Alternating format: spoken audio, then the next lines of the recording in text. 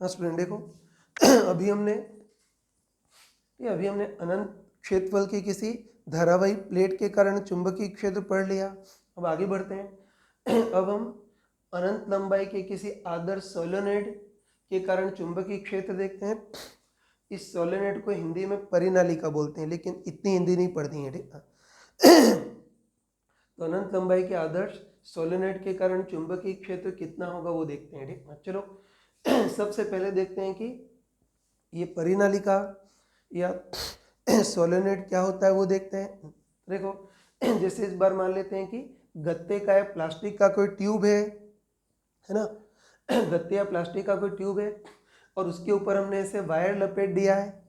ध्यान रखना कि गत्ते या प्लास्टिक का ट्यूब हो और उसके ऊपर हम ऐसे वायर लपेट दें तो इसको सोलेनोइड बोलते हैं, ठीक है। और अगर वायर को बिल्कुल पास पास लपेटे, है ना, वायर को बिल्कुल सटा करके मतलब बिल्कुल पास पास लपेटे तो उसको आदर्श सोलेनोइड बोलते हैं। और अगर सोलेनोइड की लंबाई बहुत ज़्यादा हो, मतलब इसके क्रॉस सेक्शन त्रिज्या की तुलना में लंबाई बहुत ही ज़्यादा हो, तो इसको लंबा सोलेनोइड मतलब लगभग अनंत लंबाई का सोलेनोइड बोलते हैं। तो कन्फ्यूजन तो नहीं है, तो याद रखना कि गत्ते या प्लास्टिक का ट्यूब है, उसके ऊपर बहुत सारा वायर लपेट दिया, इसको सोलेनोइड। अगर वायर बहुत पास पास लपेटा है तो इसको आदर्श सोलेनोइड। और अगर क्रॉस सेक्शन त्रिज्या की तुलना में इसकी लंबाई बहुत ही ज़्यादा हो, जैसे कि क्रॉस सेक्शन त्रिज्या 1 सेंटीमीटर और लंबाई 1 मीटर ना, तो क्रॉस सेक्शन त्रिज्या की तुलना में इसकी लंबाई बहुत ही ज़्यादा हो तो फिर इसको लगभग अनंत लंबाई का आदर्श सोलेनोइड बोलते हैं, ठीक है। तो उसके कारण चुंबकीय क्षेत्र कितना होगा वो देखते हैं। तो देखो मान तो निकाल लेंगे, पहले एक बार इस सोलेनोइड के कारण चुंबकीय क्षेत्र की दिशा एक बार देख लेते हैं, ठीक है। ठीक है, और हम दोनों देखते हैं। एक तो हम देखते हैं कि कम लंबाई का या सीमित लंबाई का सोलेनोइड हो तो चुंबकीय क्षेत्र की दिशा देखते हैं, और एक अनंत लंबाई का मतलब काफ़ी ज़्यादा लंबाई का सोलेनोइड हो तो चुंबकीय क्षेत्र की दिशा कैसी होगी वो देखते हैं। स्टार्ट करते हैं। चलो पहले हम कम लंबाई का पहले हम कम लंबाई का या सीमित लंबाई का कोई आदर्श सोलेनोइड देखते हैं, ठीक है। चलो इस बार भी मान लेते हैं कोई सोलेनोइड है ना भाई, इस बार भी कोई सोलेनोइड है। और देखो इस बार इसकी क्रॉस सेक्शन त्रिज्या और लंबाई लगभग कंपेरेबल है, ठीक है। तो ध्यान रखना इस बार कोई सोलेनोइड है और इस बार इसकी क्रॉस सेक्शन त्रिज्या और लंबाई कंपेरेबल है, मतलब इस बार ये कम लंबाई या सीमित लंबाई का सोलेनोइड है, ठीक है। चलो इसमें इस दिशा में धारा बह रहे हैं तो हमको देखना है कि सोलेनोइड के कारण अंदर चुंबकीय क्षेत्र कितना होगा वो देखना है। ठीक, तुम साफ साफ देख सकते हो, कि जो भी सोलेनोइड होगा वो बहुत सारे वृत्ताकार लूप से ही मिल करके बना होगा ना। पता सोलेनोइड को ऐसे ऐसे बांटेंगे तो क्या बनेंगे, वृत्ताकार लूप। तो हम कह सकते हैं है ना, हम कह सकते हैं कि जो भी सोलेनोइड होगा उसको बहुत सारे वृत्ताकार लूप से बना हुआ मान सकते हैं। तुम बताओ कि प्रत्येक वृत्ताकार लूप में धारा ऐसी बह रही है ना, प्रत्येक वृत्ताकार लूप में धारा ऐसी बह रही है तो चुंबकीय क्षेत्र ऐसे अक्षीय रूप से आगे की ओर होगा। ठीक है, तो दिशा देख सकते हैं कि जो भी सोलेनोइड है उसको वृत्ताकार लूप से बना हुआ मान सकते हैं। प्रत्येक वृत्ताकार लूप में धारा ऐसी बह रही है तो चुंबकीय क्षेत्र ऐसा अक्षीय रूप से आगे की ओर होगा, है ना।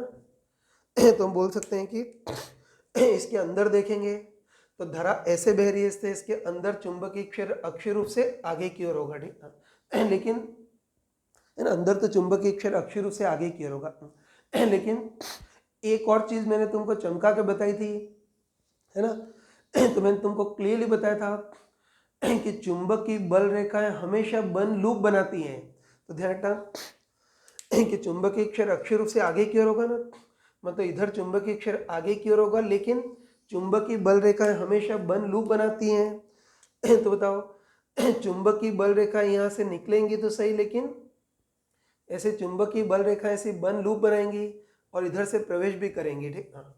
और फिर सोलेनोइड के अंदर अपना लूप कंप्लीट करेंगी। इसके साथ भी ये होगा कि ये चुंबकीय बल रेखा यहाँ से निकलेगी लेकिन घूम करके इधर प्रवेश भी करेगी और सोलेनोइड के अंदर अपना लूप कंप्लीट करेगी। तो बस इसकी कंप्लीट चुंबकीय बल रेखाएं इस टाइप की होंगी कि धारा ऐसे बह रही है तो अंगूठा आगे की ओर, तो यहाँ तो चुंबकीय क्षेत्र आगे की ओर होगा, लेकिन फिर चुंबकीय बल रेखाएं लूप कंप्लीट करेंगी और जितनी चुंबकीय बल रेखाएं आगे वाले भाग से निकलेंगी उतनी पीछे वाले भाग से प्रवेश भी करेंगी। तो ध्यान रखना, ये तो सीमित लंबाई का सोलेनोइड है ना ये तो सीमित लंबाई का, सॉरी ये कम लंबाई है, सीमित लंबाई का सोलेनोइड है। तो मतलब इसमें चुंबकीय बल रेखाएं निकलेंगी, पास से ही लूप कंप्लीट करेंगे और घूम करके इधर प्रवेश करेंगी। तो देखो इसके तो अंदर भी चुंबकीय क्षेत्र होगा और बाहर भी अगर पास वाले बिंदु पे देखें तो यहाँ भी कुछ चुंबकीय बल रेखाएं पाई जाएंगी, है ना। तो यहाँ भी कुछ बल रेखाएं पाई जाएंगी, इसलिए इसके तो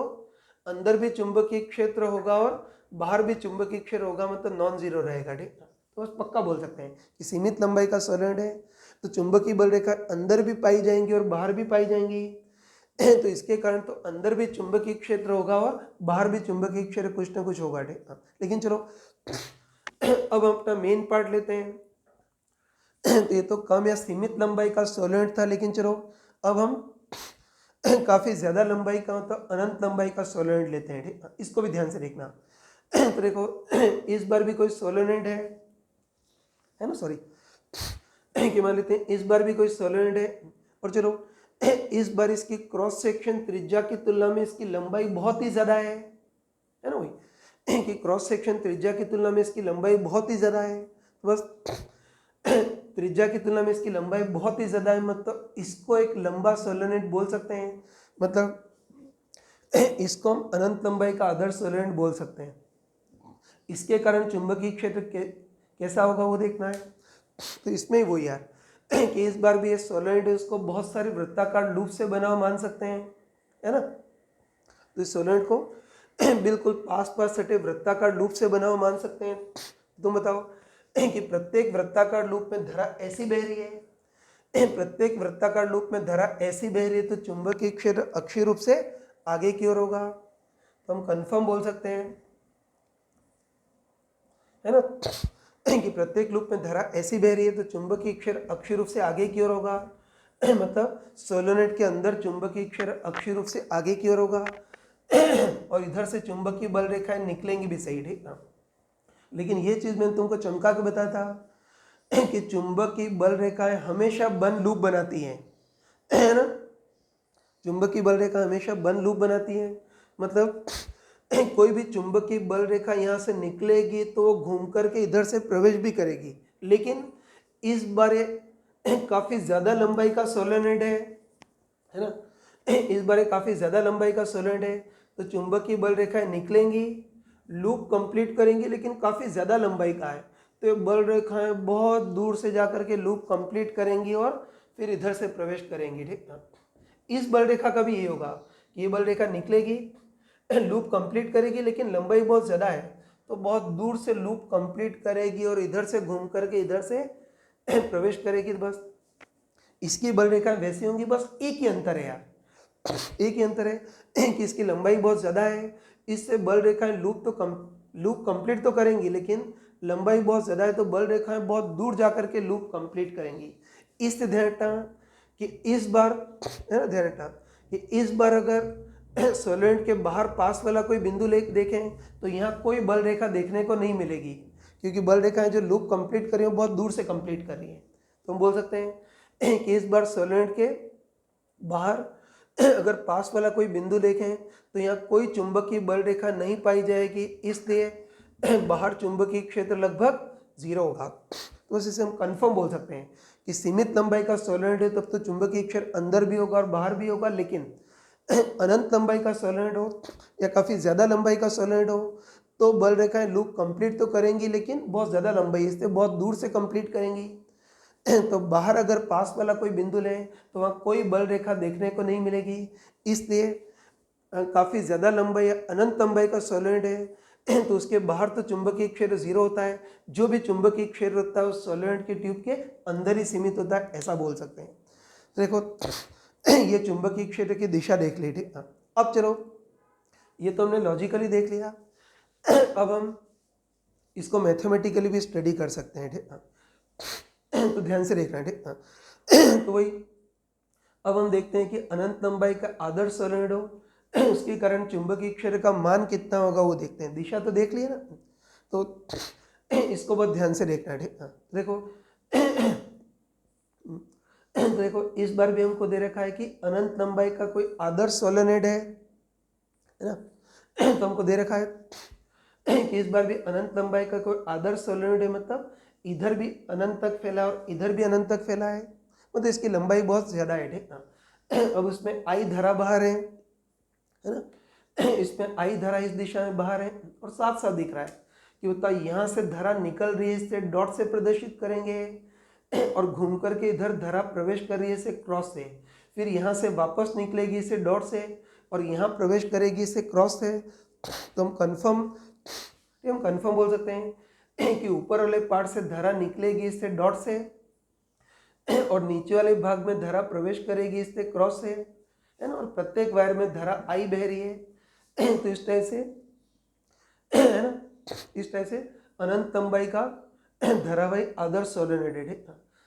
इसके कारण चुंबकीय क्षेत्र निकालना है और एम्पियर के नियम से निकालना है। तो तुम देखते ही बताओ, है ना, तुम देखते ही बताओ कि सोलेनोइड अनंत लंबाई का है, मतलब एक तो सिमेट्रिकल होगा, है ना, हम कह सकते हैं, सॉरी हम कह सकते हैं कि ये सोलेनोइड अनंत लंबाई का है, मतलब एक तो सिमेट्रिकल होगा और दूसरा इसके कारण चुंबकीय क्षेत्र की कम से कम दिशा का तो हमको आइडिया है, ठीक है, हम अभी देख चुके हैं। बताओ धारा ऐसे बह रही है ना, तो हमको पता है कि धारा ऐसे बह रही है तो चुंबकीय क्षेत्र अक्षीय रूप से आगे की ओर होगा,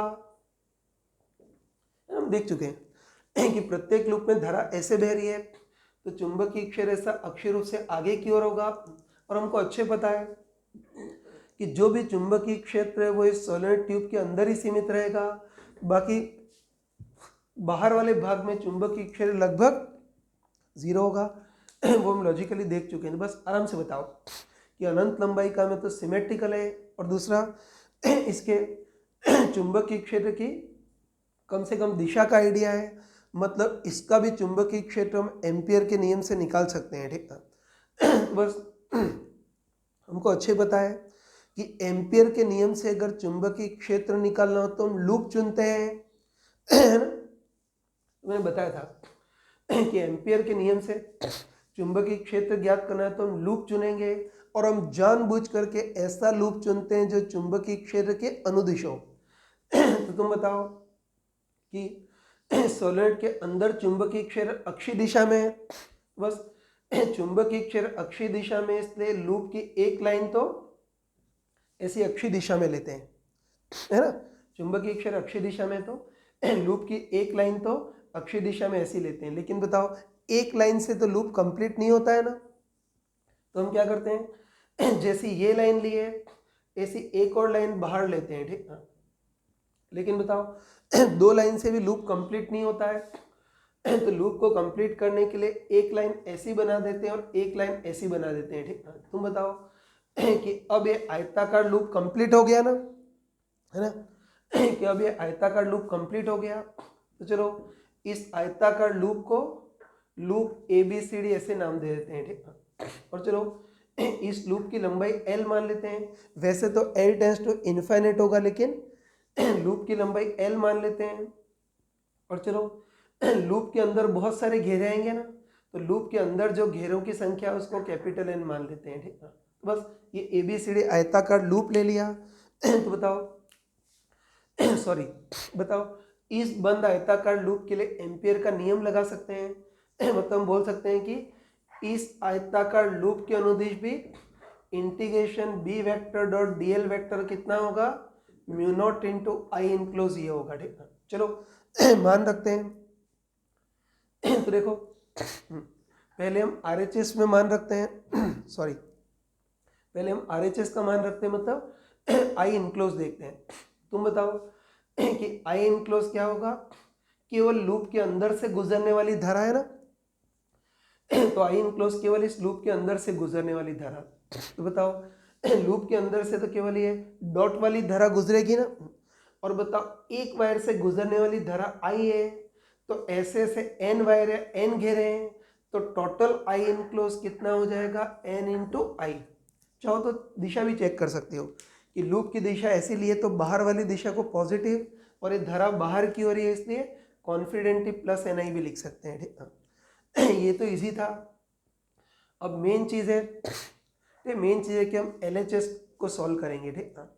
तो LHS में क्या है, इस बंद लूप के अनुदिश इंटीग्रेशन B.dl है। तो तुम बताओ कि इस बार भी लूप आयताकार है ना, इस बार भी लूप आयताकार लिया है जिसमें 4 अलग अलग लाइन्स हैं, इसलिए इसमें लिमिट ब्रेक करनी पड़ेगी। तो बस तुम आराम से बताओ, सॉरी, ये तो बोल सकते हैं कि लूप आयताकार है, इसमें 4 अलग अलग लाइन है, इसलिए लिमिट ब्रेक करनी पड़ेगी। तो इस पूरे बंद लूप के अनुदिश इंटीग्रेशन B.dl निकालना है ना, तो इंटीग्रेशन B.dl A से B तक अलग, B से C तक अलग, C से D तक अलग और D से A तक अलग निकालेंगे।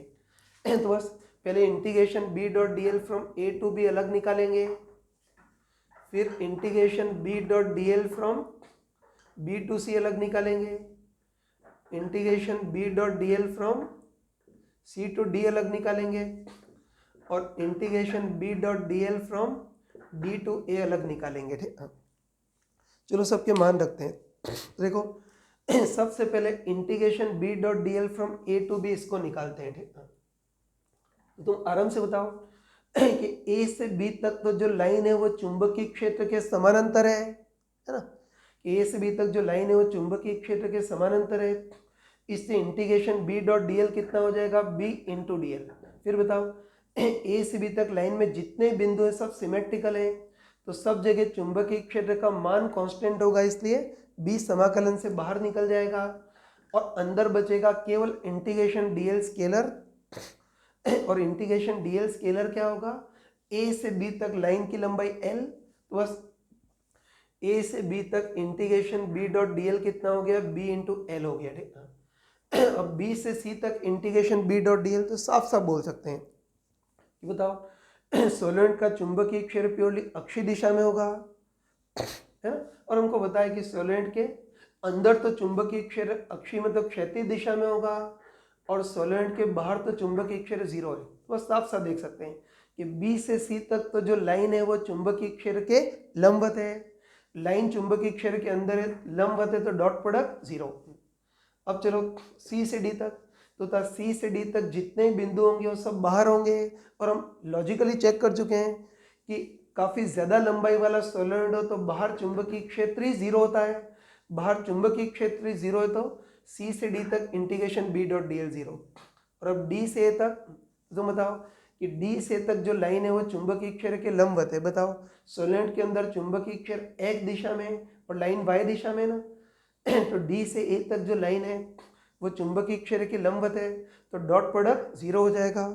तो बस आराम से बताओ कि बाकी सब तो 0 हो गए ना, तो LHS में कितना बचा बताओ, केवल B इंटू L बराबर RHS में कितना बचा, म्यू नॉट NI इतना बच गया। चलो L को भी उधर ट्रांसफर करता हूँ, तो बताओ L को भी उधर ट्रांसफर करेंगे, है ना, L को भी उधर ट्रांसफर करेंगे तो सोलेनोइड के अंदर चुंबकीय क्षेत्र कितना आएगा, म्यू नॉट। L को उधर ट्रांसफर करेंगे तो N बाय L इंटू आई। अब N बाय L देखते हैं तो तुम आराम से बताओ कि कैपिटल N क्या है, घेरों की संख्या अपन L लंबाई, तो N बाय L क्या होगा, घेरों की संख्या प्रति लंबाई, और घेरों की संख्या प्रति लंबाई होती है उसको हम स्मॉल n बोलते हैं, ठीक है। बस इस सोलेनोइड के कारण अंदर चुंबकीय क्षेत्र म्यू नॉट NI आ गया। तो यहाँ जगह नहीं है, मैं इधर लिख देता हूँ, इधर लिख देता हूँ। बस इसको सॉल्व किया तो हम बोल सकते हैं कि अनंत लंबाई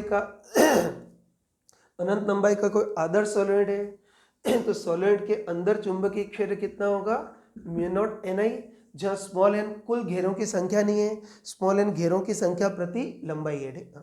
और हमको अच्छे पता है कि अनंत लंबाई के आदर्श सोलेनोइड के कारण अंदर तो चुंबकीय क्षेत्र इतना होता है और बाहर चुंबकीय क्षेत्र टेंड्स टू 0 होता है, ठीक है। ये हमने देख लिया, ठीक है। चलो इसमें कुछ और छोटी छोटी चीजें बतानी है, ठीक है, जैसे कि अनंत लंबाई के आदर्श सोलेनोइड के कारण चुंबकीय क्षेत्र म्यू नॉट NI ये पढ़ लिया, लेकिन इसमें कुछ स्पेशलिटी होती है तो ध्यान रखना कि म्यू नॉट NI सब कांस्टेंट है ना, मतलब बोल सकते हैं कि अनंत लंबाई का आदर्श सोलेनोइड है तो उसके अंदर चुंबकीय क्षेत्र एक तो यूनिफॉर्म मतलब कांस्टेंट भी होगा और काफी ज्यादा भी होगा। बताओ इसमें एक नहीं बहुत सारे वृत्तीय लूप पास पास सटे हुए, इससे चुंबकीय क्षेत्र बहुत ज्यादा भी होगा। तो याद रखना कि सॉलिड का चुंबकीय क्षेत्र कांस्टेंट मतलब समरूप भी होता है और बहुत ज्यादा भी होता है। ठीक, हाँ, तो याद रखना कि वायर, रिंग, इन चिरकुट नमूनों का तो चुंबकीय क्षेत्र बहुत कम होता है, लेकिन सॉलिड के कारण चुंबकीय क्षेत्र बहुत ज्यादा होता है। तो याद रखना कि कभी भी प्रैक्टिकली समरूप और बहुत ज्यादा चुंबकीय क्षेत्र प्राप्त करना है तो सॉलिड का यूज करते हैं। ठीक है, एक और चीज कि अभी तो सॉलिड के अंदर हवाएं निर्वात था, इसलिए चुंबकीय क्षेत्र म्यू नॉट एन आई आया था। लेकिन कई बार क्या करते हैं कि सॉलिड के अंदर आयरन या निकल जैसा कोई लोह चुंबकीय पदार्थ भर देते हैं। और ध्यान रखना कि अगर सॉलिड के अंदर आयरन जैसा अगर कोई लोह चुंबकीय पदार्थ भर दिया तो म्यू नॉट की जगह क्या आ जाएगा, म्यू नॉट म्यू आर। तो बताओ अब इसके अंदर चुंबकीय क्षेत्र कितना हो जाएगा, म्यू नॉट की जगह mu naught mu R N I इतना हो जाएगा। ठीक है, जब म्यू आर उस माध्यम की अपेक्षित चुंबकीयशीलता, और अगर आयरन जैसा लौह चुंबकीय पदार्थ है तो उसके लिए तो म्यू आर 1000 या 5000 होता है, तो बस चुंबकीय क्षेत्र 5000 गुना हो जाएगा, मतलब ज्यादा से भी ज्यादा हो जाएगा। तो ये सारा हमने देख लिया। ठीक है,